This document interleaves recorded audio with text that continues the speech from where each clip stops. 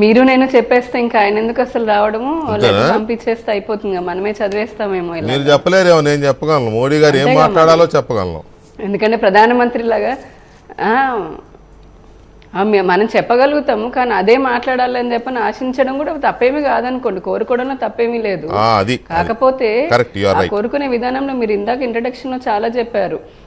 కోరుకోవచ్చు, ప్రతి ఒక్కరు కోరుకోవచ్చు, తప్పేమీ లేదు. ఎందుకంటే ఆయన దేశ ప్రధాని, ఈ రోజున ప్రపంచ దేశ నాయకులే ఎదురు చూస్తున్నారు ఆయన ఏం మాట్లాడతారా, ఏం చెప్తారా అనేది. ఖచ్చితంగా ప్రజాదరణ పొందినటువంటి నాయకుడు, విశ్వనాయకుడు కాబట్టి ఇబ్బంది ఏం లేదు మనం కోరుకోవడంలో కూడా. ఇకపోతే విషయానికి వస్తే, మీరు ఇందాక అన్నారు భారతీయ జనతా పార్టీ ప్రధానమంత్రి గారు చాలా విషయాలు చెప్పాలి అని అన్నారు. ఇప్పటి వరకు చాలా ఏళ్ల తర్వాత వస్తున్నారు. ఆయన చెప్పే స్పీచ్కి ఖచ్చితంగా ఆంధ్ర రాష్ట్ర ప్రజలు చాలా ఇంట్రెస్ట్ చూపిస్తారు. ఎందుకనంటే మేము కూడా ఇట్లాంటి అవకాశం కోసమే ఎదురు చూస్తున్నాం. వాస్తవంగా ఇన్నేళ్ల నుంచి మీరు అన్నారు, మధ్యలో చాలా మంది చెప్పారు, దాంట్లో మా భారతీయ జనతా పార్టీ రాష్ట్ర అధ్యక్షులు కూడా ఎన్నో సంవత్సరాల నుంచి చెప్తూనే ఉన్నాం, నెత్తి నోరు మొత్తుకుంటున్నాం, కానీ ప్రజల వరకు అంతగా చేరలేదు, మాకంత బలం లేదు. కాబట్టి ఇప్పుడు ఖచ్చితంగా ప్రధాన రాష్ట్రానికి ఏమి చేశారని ఆయన నోట చెబితే అప్పుడైనా సరే ప్రజలకి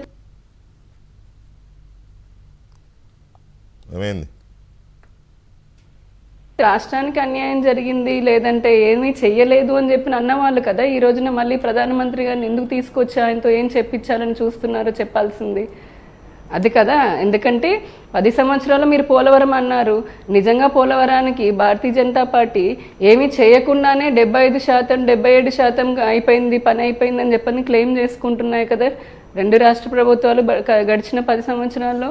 అంటే బీజేపీ సహకరించకుండానే చేస్తున్నారా వాళ్ళు? అమరావతి అన్నారు, ఎన్నోసార్లు ఆఖరికి అమిత్ షా గారితో సహా అందరూ చెప్పారు అమరావతి రాష్ట్ర క్యాపిటల్ అని. దీనిపైన ప్రధానమంత్రి గారు వచ్చి కొత్తగా చెప్పేది ఏముంటుంది? అలానే రాష్ట్ర విభజన చట్టంలో అయినా తీసుకోండి, మీరు ఎన్నో 10 సంస్థలు, విద్యా సంస్థలు అంటే 50 ఇచ్చాము.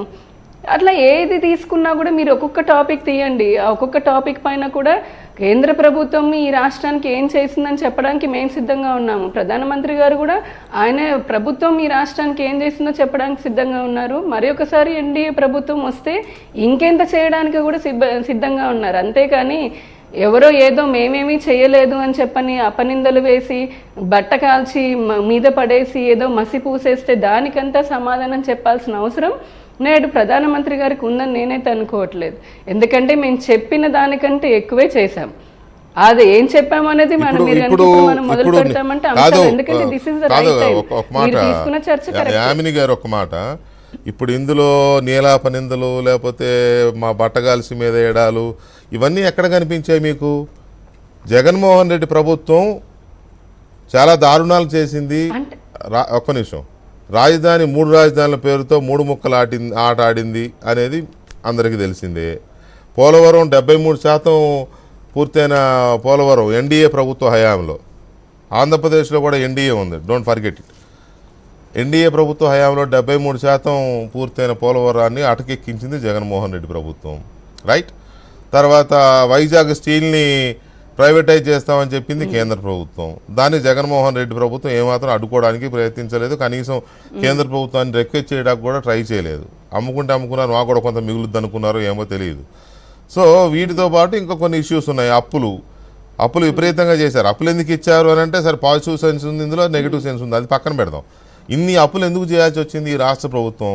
కేంద్ర ప్రభుత్వం నుంచి వచ్చే నిధులన్నింటినీ డైవర్ట్ చేసింది, పథకాల పేర్లు మార్చేసింది, తన సొంత పథకాలుగా స్టిక్కర్లు వేసుకున్నారు. ఇవి మాట్లాడమని కదా అడుగుతున్నది. ఇవి మాట్లాడమంటే నిందలో మా మీద బట్టగాల్చి మీద వేస్తారు. ఇదే ఆర్గ్యుమెంట్తో జనాల్లోకి వెళ్తామంటే వెళ్ళొచ్చు, అది మీ ఇష్టం.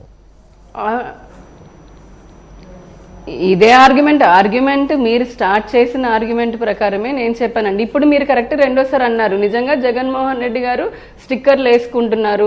అందుకే మా కేంద్ర ఆరోగ్య శాఖ మంత్రి వచ్చిన స్మృతి ఇరానీ గారి దగ్గర నుంచి అందరూ కూడా వచ్చి లెటర్లు రాసి బోర్డులు కూడా మార్పిచ్చాము. మీరు చూసారో లేదో, బాబు నిధులు మేము ఇస్తున్నాము, స్టిక్కర్లు మీరు వేసుకుంటున్నారని బెత్తం పట్టుకొని మరి దగ్గరుండి స్టిక్కర్లు బోర్డులు మార్పిచ్చాము. ప్రతి చోట ఆయుష్మాన్ భారత్ కార్డుల దగ్గర నుంచి ఈ రోజు ఇచ్చే రేషన్ బండి వరకు కూడా ప్రతి చోట చోట కేంద్ర ప్రభుత్వం అలాగే నరేంద్ర మోదీ ప్రధానమంత్రి గారిని జయించాము.